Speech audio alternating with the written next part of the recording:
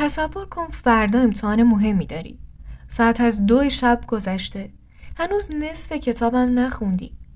قلبت تون میزنه، دستا درق کرده. یهو میگی دیگه تمومه. من نمیتونم.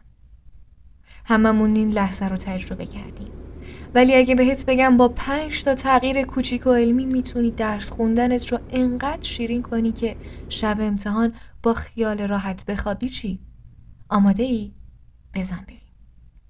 سلام به همه دانش آموزای عزیز، کنکوری های خسته و حتی دانشجوهای بیخواب. امروز میخوام دقیقاً همون چیزی که سالها دنبالش بودی رو بهت بدم. 5 تا راهکار واقعی، علمی و روانشناختی که درس خوندنت رو از عذاب تبدیل میکنه به لذت. نه شعار، نه چرت و پرت، فقط چیزایی که خودم و شاگردام تست کردیم و جواب داد. راهکار اول، همه میگن 25 دقیقه بخون، 5 دقیقه استراحت کن. ولی چرا واقعا جواب میده؟ مغز ما یه چیزی داره به اسم توجه پایدار که حد اکثر 25 تا 35 دقیقه است. بعدش هورمون دوپامین افت میکنه و تمرکز میپره. وقتی زورکی 3-4 ساعت پشت سر هم میخونی، مغزت میگه دیگه بسه و شروع میکنه به مقاومت. نتیجهش میشه خستگی، عصبانیت، گریه و پرخوری عصبی. ولی وقتی هر 25 دقیقه به خودت جایزه میدی، یه لیوان آب، 2 دقیقه نفس عمیق یا آهنگ کوتاه، مغزت یاد میگیره که درس خوندن یعنی رسیدن به لذت. تحقیقات نشون داده کسایی که با این روش کار میکنن 37% بازدهی بیشتری دارن و استرسشون 60% کمتره. آسیب انجام ندادنش چیه؟ اگه 4-5 ساعت پشت سر هم بخونی، شب امتحان مغزت قفل میکنه و چیزی یادت نمیاد. بهش میگن خستگی تصمیم گیری. مزیتش شبها با خیال راحت میخوابی چون میدونی کافیه، تمومش کردم. راهکار دوم، درس رو بچش، نه اینکه ببری. یعنی چی؟ یعنی به جای اینکه کل فصل رو یه جا بخوای حفظ کنی، تیکه تیکش کن. مغز ما عاشق داستان و تصویره، نه لیست و فرمولای خشک. یه تحقیق توی یه دانشگاه نشون داد وقتی مطالب رو به بخش‌های کوچیک و معنادار تقسیم می‌کنی و با یه مثال واقعی یا یه تصویر خنده‌دار به خودت یاد میدی، ماندگاریش تو حافظه بلند مدت تا 90% میره بالا. آسیب بلعیدن کل فصل چیه؟ مغزت میگه این حجم زیاده، ولش کن. فرار میکنه و به اینستا یا تلگرام پناه میبره. ولی وقتی مثلا زیست فصل 3 رو میکنی 7 تا تیکه و هر تیکه رو با داستان یا یه شکلک خنده‌دار یاد میگیری، مغزت میگه وای چه باحال. من به شاگردان میگم درس رو مثل یه پیتزا بخور، یه تیکه یه تیکه با لذت. راهکار سوم، محیطو عاشق درس کن. میدونی چرا بعضیا توی کتابخونه بهتر میخونن؟ چون مغز اونجا شرطی شده که بودن توی کتابخونه یعنی داشتن تمرکز. تو خونت هم همین کارو بکن.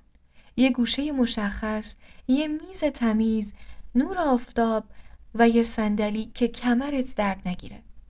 هر بار که میشینی اونجا درس بخونی، مغزت یه دفعه هورمون تمرکز ترشح میکنه. آسیب درس خوندن توی تخت چیه؟ مغزت گیج میزنه. چون تخت یعنی خواب و نتفلیکس. بعدش یا خوابت میبره یا تمرکز میپره. من یه شاگرد داشتم که همیشه توی تختش درس میخوند و میگفت نمیتونم تمرکز کنم. گفتم فقط یه هفته روی میز آشپزخونه بخون. معدلش از 16.5 شد 19 و 20 صدم. فقط به خاطر تغییر مکان. راهکار چهارم، یاد دادن. قوی ترین روش یادگیری. این یکی طلاست. هر چیزی که خوندی وانمود کن داری به یه بچه 10 ساله یاد میدی. بلند بلند براش توضیح بده. چرا؟ چون وقتی مجبوری ساده توضیح بدی، مغزت مجبور میشه همه اتصالات عصبی رو قوی کنه. تحقیقات نشون دادن کسایی که تکنیک یاد دادن به بقیه رو استفاده میکنن تا 95% مطالب رو توی امتحان یادشون میمونه. آسیبش چیه؟ اگه فقط بخونی و یاد ندی، مغزت فکر میکنه اهمیتی نداره. پس زود فراموش میکنه.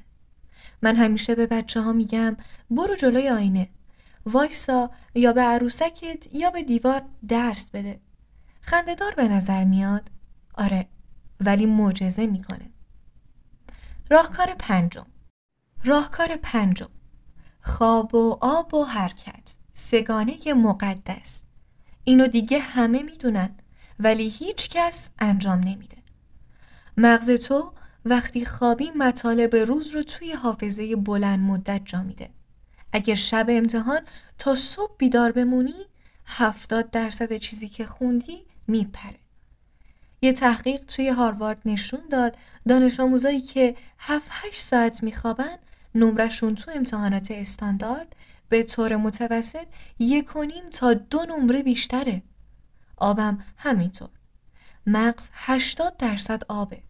کمابی یعنی افت تمرکز، سردرد و عصبانیت. و حرکت، هر 45 تا 60 دقیقه 2 دقیقه راه برو. پرش کن، حرکات کششی بکن. خون به مغزت میرسه.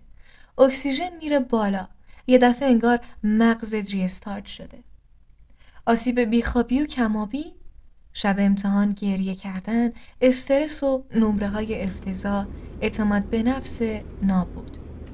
مزیتش صبح روز امتحان سر حال بیدار میشی، مغز تیز مثل شمشیر، همه چی یادت میاد.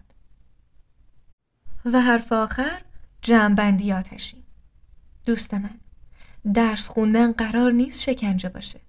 قراره یه بازی باحال باشه که تو برندش باشی. از فردا فقط یکی از این 5 تا کارو شروع کن. فقط یکی. هفته دیگه دومی. بعد سومی. قول میدم تا آخر سال خودتو نمیشناسی. اون دانش آموزی که قبلا شب امتحان گریه میکرد تبدیل میشه به کسی که با لبخند میگه امتحان؟ بسم الله. حالا برو.